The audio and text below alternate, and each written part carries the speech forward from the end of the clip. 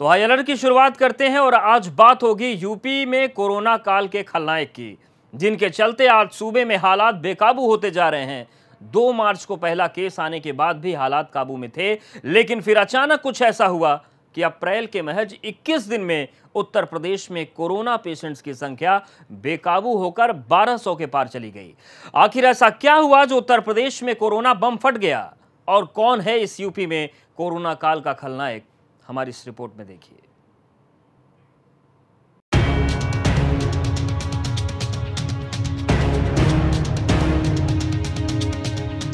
अब रायबरेली में फटा कोरोना बम। क्यों फट रहे हैं कोरोना बम? सूबे में क्यों बेकाबू हो रहे हैं हालात? आखिर कौन है यूपी में कोरोना काल के खलनायक? किसने बिगाड़ी उत्तर प्रदेश की सेहत? ये वो सवाल हैं जिनको जानना बेहद जरूरी है, और उससे भी ज्यादा जरूरी है इन सवालों के जवाबों को समझना। 33 नए कोरोना पॉजिटिव होने की पुष्टि। रायबरेली में 33 लोगों में कोरोना की पुष्टि के बाद हड़कंप मचा हुआ है। स्वास्थ्य विभाग के हाथ पांव फूल रहे हैं, क्योंकि 14 दिन पहले इनका टेस्ट करवाया गया था, लेकिन सभी की रिपोर्ट निगेटिव आई थी और 14 दिनों बाद हुए टेस्ट में 33 लोगों में कोरोना की पुष्टि हुई है। 14 दिनों पहले निगेटिव आई थी रिपोर्ट। उत्तर प्रदेश में बढ़ता कोरोना का ग्राफ सरकार और प्रशासन की चिंता का कारण बना हुआ है। यूपी में अब तक 1200 के पार कोरोना मरीजों की संख्या पहुंच चुकी है, और अब रायबरेली से आई खबर ने सनसनी फैला दी है। यूपी में 1200 के पार पहुंचा आंकड़ा।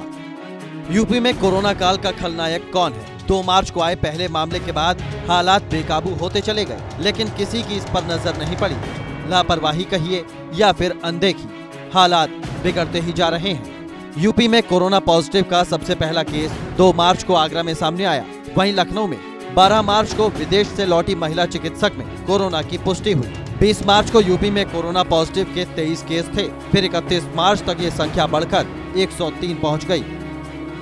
31 मार्च तक भी हालात काबू में थे, लेकिन फिर अचानक कुछ ऐसा हुआ कि अप्रैल के महज 20 दिन में यूपी में कोरोना पेशेंट्स की संख्या बेकाबू होकर 1176 तक पहुंच गई। आखिर ऐसा क्या हुआ जो यूपी में कोरोना बम फट गया? कौन है कोरोना काल का खलनायक? कौन है मानवता का नाशक? कौन है उत्तर प्रदेश में कोरोना का जिम्मेदार? यूपी में कोरोना के मामलों की शुरुआत के साथ ही योगी सरकार ने कमर कस ली।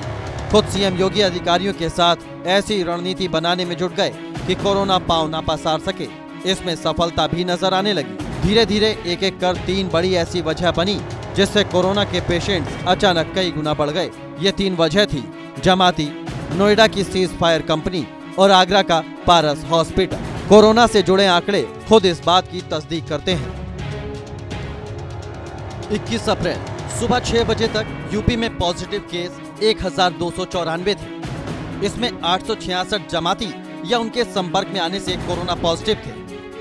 79 केस आगरा के पारस हॉस्पिटल या उनके कांटेक्ट से जुड़े हुए हैं। 56 केस सीज फायर कंपनी के अधिकारी, कर्मचारी और उनसे संपर्क में आए लोगों के हैं। यानी यूपी के कुल 1294 कोरोना पॉजिटिव में 1001 केस तो सिर्फ जमाती, आगरा के पारस हॉस्पिटल या नोएडा की सीज फायर कंपनी से जुड़े हैं। इसके अलावा यूपी में 293 कोरोना पॉजिटिव और हैं। इसके अलावा यूपी में 293 कोरोना पॉजिटिव ही और हैं।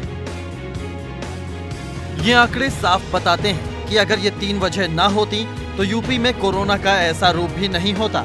असल में तबलीगी जमात के लोगों के जगह जगह पहुंचने से कोरोना पॉजिटिव के केस बेतहाशा बढ़े। आगरा के पारस हॉस्पिटल में किडनी की बीमारी से पीड़ित आगरा की 65 वर्ष की महिला 15 मार्च से 2 अप्रैल तक भर्ती रही। यहाँ से जब वो मथुरा के नैती अस्पताल में पहुंची तो 4 अप्रैल को उसमें संक्रमण की पुष्टि हुई।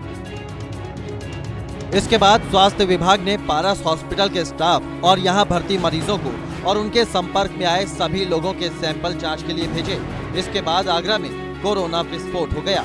इसी तरह नोएडा की सीज फायर कंपनी में ब्रिटेन का एक शख्स ऑडिट करने आया। वो कोरोना वायरस से संक्रमित था। इसके बाद 24 मार्च को कंपनी का एक व्यक्ति जिला अस्पताल में भर्ती हुआ, जिसमें 27 मार्च को कोरोना की पुष्टि हुई।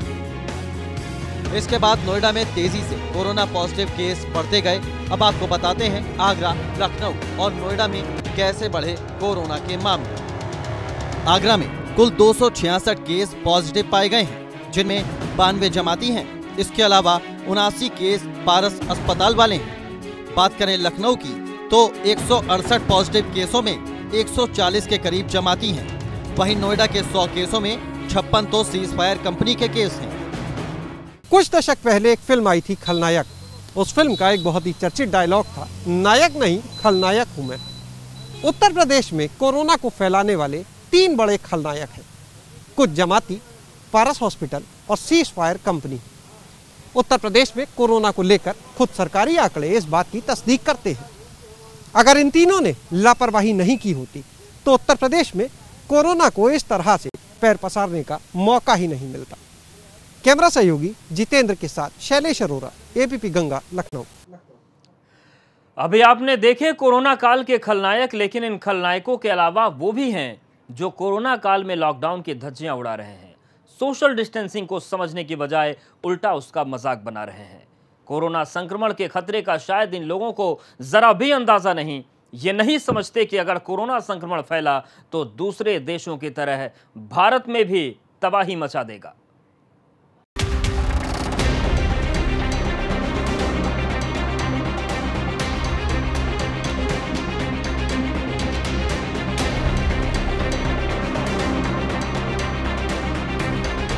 ये है कोरोना के खलनायक।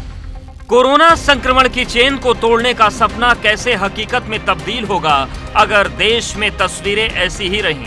कैसे हम कोरोना के खिलाफ इस जंग में जीत पाएंगे? कैसे अपने दुश्मन कोरोना को देश से बाहर कर पाएंगे? प्रदेश की कोरोना कैपिटल बन चुके आगरा की ये तस्वीरें देखिए। लोग एक के ऊपर एक चढ़े जा रहे हैं और मारामारी है दूध के लिए।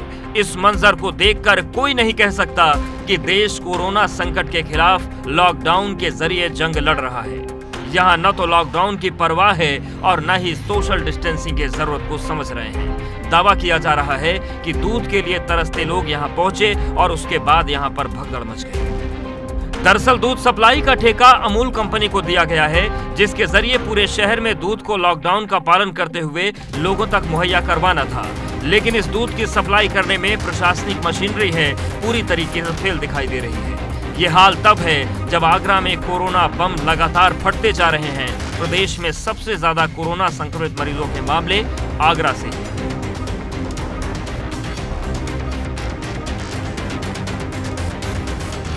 हमीरपुर जिले में लॉकडाउन के बीच पीने का पानी जान पर भारी पड़ रहा है। पेयजल संकट से जूझ रहे लोग पानी का टैंकर आते ही उस पर टूट पड़ते हैं। वो भूल जाते हैं कि सोशल डिस्टेंसिंग की अहमियत क्या है। यहाँ पानी सप्लाई करने के लिए सिर्फ एक टैंकर आता है, जिससे पानी भरने के लिए खाली बर्तन के लिए झुंड मारामारी पर उतर आती है। तस्वीरों में आप देख सकते हैं कि कैसे लोग पानी के टैंकर के ऊपर चढ़े हैं। पानी के लिए आपस में मारामारी मची है। दर्जनों महिलाएं पुरुष पीने के पानी के लिए टैंकर पर चढ़े जा रहे हैं।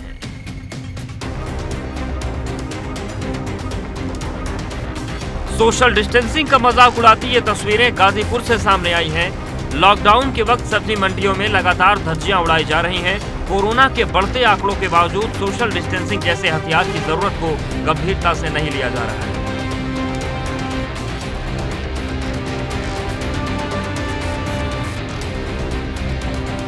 यहाँ बता दें कि 20 अप्रैल को डीएम कार्यालय में तैनात एक कर्मचारी की पत्नी को कोरोना पॉजिटिव पाया गया है। डीएम ऑफिस का वो कर्मचारी जमातियों के संपर्क में आया था, जिसके बाद अब जिला प्रशासन ने सतर्कता बढ़ा दी है।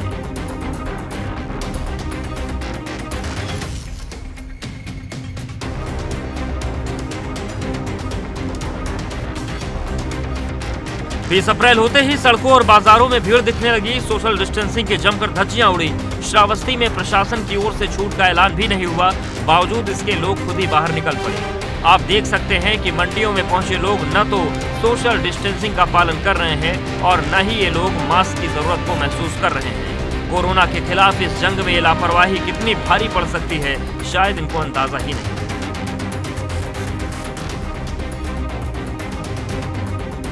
कोरोना वायरस को लेकर बागपत को रेड जोन घोषित किया गया। यहाँ 4 गांव हॉटस्पॉट हैं, बावजूद उसके यहाँ की तस्वीरें देखिए। रेड जोन से सीधा मतलब है कि इलाके में कोरोना के संक्रमण का खतरा ज्यादा है, लेकिन फिर भी लोग यहाँ पर लॉकडाउन को तोड़ते दिखाई दे रहे हैं। तस्वीरें बड़ौद तहसील की हैं, जहां पर काफी तादाद में महिलाएं एसडीएम कार्यालय के सामने धरने पर बैठ गईं। इन महिलाओं का आरोप था कि उनके राशन कार्ड नहीं बने हैं, जिस कारण उन्हें राशन नहीं दिया जा रहा है। राशन की डिमांड पर सोशल डिस्टेंसिंग की धज्जियां उड़ाई गई। Bureau report, ABP Ganga. अगर आप दिल्ली से गाजियाबाद आ रहे हैं या फिर गाजियाबाद से दिल्ली आने की सोच रहे हैं तो फिर रुक जाइए, क्योंकि दिल्ली गाजियाबाद बॉर्डर सील हो चुका है। न तो कोई यहां पर आ सकता है और न ही यहां से कोई जा सकता है। वजह है दिल्ली जाने वाले वो 6 लोग जिनकी कोरोना पॉजिटिव रिपोर्ट आ गई है।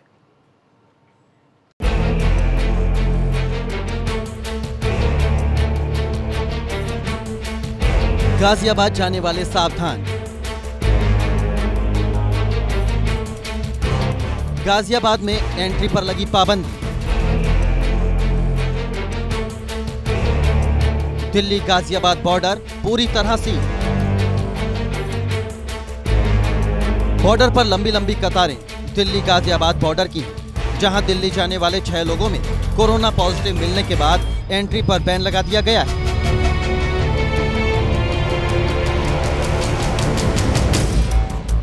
दिल्ली से गाजियाबाद आने पर पूर्ण प्रतिबंध।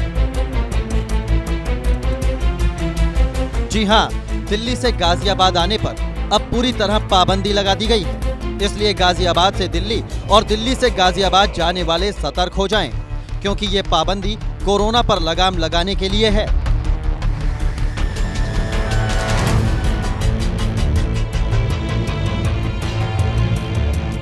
गाजियाबाद जिला प्रशासन ने यह फैसला लिया है कि गाजियाबाद से दिल्ली जाने और दिल्ली से गाजियाबाद आने पर पूर्ण प्रतिबंध रहेगा। हालांकि डॉक्टर, पैरामेडिकल स्टाफ और अन्य आवश्यक वस्तु ले जाने वालों को इसमें छूट मिलेगी। डॉक्टर, पैरामेडिकल स्टाफ और आवश्यक जरूरतों को छूट। दिल्ली जाने वाले 6 लोग मिले कोरोना पॉजिटिव। इस वक्त हम खड़े हैं दिल्ली यूपी बॉर्डर पर और ये बेहद महत्वपूर्ण बॉर्डर है, क्योंकि इस तरफ अगर देखेंगे तो गाजीपुर है और ये नेशनल हाईवे है जो दिल्ली को लखनऊ से बरेली तक जोड़ता है। और आप देख सकते हैं कि गाड़ियों का जमावड़ा यहाँ लगा हुआ है। दरअसल कल रात गाजियाबाद के जिलाधिकारी ने आदेश दिया है कि कोई ऐसी गाड़ी जो आवश्यक वस्तु लेके जा रही है या जो कोरोना वॉरियर है उनके अलावा कोई नहीं जाएगा। उसके पीछे जो कारण बताया गया है वो ये बताया गया है कि जो 6 कोरोना पॉजिटिव मिले हैं गाजियाबाद में, वो ऐसे हैं जो किसी न किसी वजह से दिल्ली गए थे। यहाँ बॉर्डर पर पुलिसकर्मी तैनात है, वो सबकी पूर्ण रूप से ये जानकारी ले रहे हैं कि क्या जो दिल्ली की तरफ जा रहे हैं उनका जाना जरूरी है। गाड़ियों की एक लंबी लाइन यहाँ लगी हुई है। यहाँ जो पुलिसकर्मी है वो पूर्ण रूप से ये देख रहे हैं कोई ऐसी गाड़ी ना चली जाए जो अनावश्यक रूप से जा रही हो। हर एक गाड़ी वाले से उसका पास देखा जा रहा है। आप देख सकते हैं कि ये दिल्ली पुलिस के कर्मचारी हैं और इनको भी यहाँ रोका गया है और ये जानकारी दी जा रही है कि ये जो जा रहे हैं क्या इनका जाना जरूरी है या नहीं। दिल्ली से लौटे 6 व्यक्तियों में कोरोना की पुष्टि होने के बाद सोमवार को जिलाधिकारी ने ये आदेश जारी किया है। जिला मजिस्ट्रेट की ओर से जारी विज्ञप्ति में कहा गया है कि जरूरी कारणों को छोड़कर दिल्ली और गाजियाबाद के बीच आवागमन को पूरी तरह से प्रतिबंध किया जाता है। जो वो था हमारा रिपोर्ट थी, उसके आधार पर पूरी तरह से बॉर्डर सील करके और ये जो दिल्ली और गाजियाबाद के बीच का जो आवागमन है उसको डिस्करेज करने के लिए एक निर्णय कर लिया गया और उसके संबंध में एक आदेश पारित किए गए। उस आदेश में बड़ी क्लैरिटी थी कि जो आवश्यक सेवाएं हैं, जो आवश्यक वस्तुएं हैं और इसके अलावा जो और अपरिहार्य परिस्थितियां हैं उन पर वो आदेश लागू नहीं होगा, वो पूर्व की भांति चलती रहेंगी। दिल्ली में 30% सरकारी कर्मचारी काम पर जा रहे हैं। ऐसे में चाहे वो बैंक कर्मचारी हो या अन्य, उनको अपने ऑफिस से उस तारीख का पास बनवाना होगा जिससे उनको आने दिया जाएगा। इसके अलावा एक अलग लेन बनाने पर विचार चल रहा है। काल का दूसरा नाम है कोरोना। दुनिया भर के देशों में तबाही मचाने के बाद अब भारत में इसकी दहशत दिनों दिन बढ़ती जा रही है। इसीलिए बेहद जरूरी है कि अगर जरूरी नहीं है तो आप अपने घरों से बाहर मत निकलिए, क्योंकि अगर घर से बाहर निकले तो कोरोना की जद में आप आ सकते हैं। और यही वजह है कि खुद यमराज आपको इस खतरे से आगाह करने आए हैं।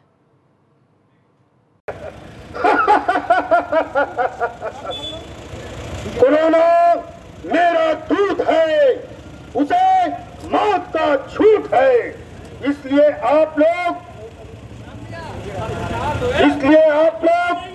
मास्क अवश्य पहने और 1 मीटर की दूरी अवश्य बनाए रखें और बिना वजह घरों से बाहर मत निकलिए, नहीं तो मेरा दूध आपको पकड़ लेगा।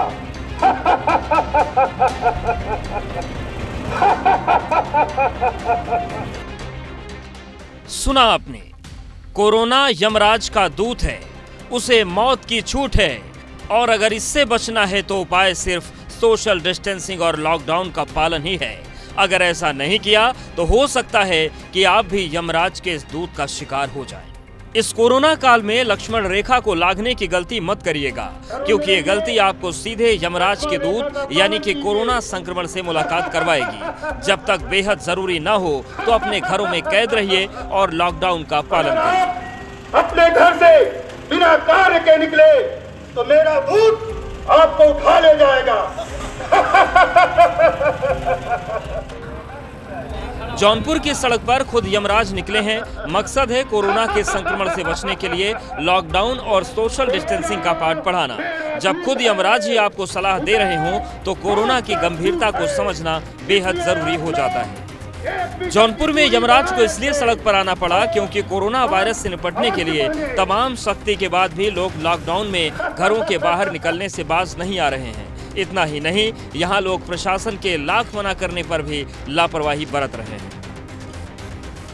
जौनपुर में पुलिस और प्रशासन भी लोगों के बीच जागरूकता फैलाने के लिए अनूठे तरीके अपना रहा है। लॉकडाउन और सोशल डिस्टेंसिंग के नियम का सख्ती से पालन करने को लेकर जौनपुर के शाहगंज इलाके में शाहगंज रामलीला समिति के युवक ने यमराज बनकर लोगों को जागरूक किया।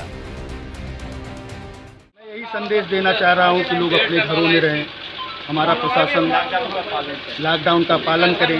हमारा प्रशासन उनसे जो है अनुरोध कर रहा है, वो बातों को नहीं मान रहे हैं। मेरा यही सबसे अनुरोध है कि लॉकडाउन का पालन करें और अपने घरों में रहें।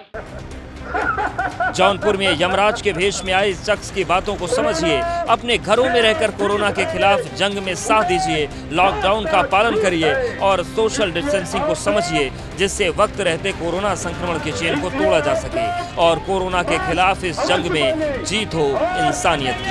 1 मीटर की दूरी अवश्य बनाए रखें और बिना वजह घरों से बाहर मत निकलिए, नहीं तो मेरा दूध। जौनपुर से अब्बास की रिपोर्ट, एबीपी गंगा। और यहाँ पर वक्त एक छोटे से ब्रेक का है, फौरन हाजिर होते हैं।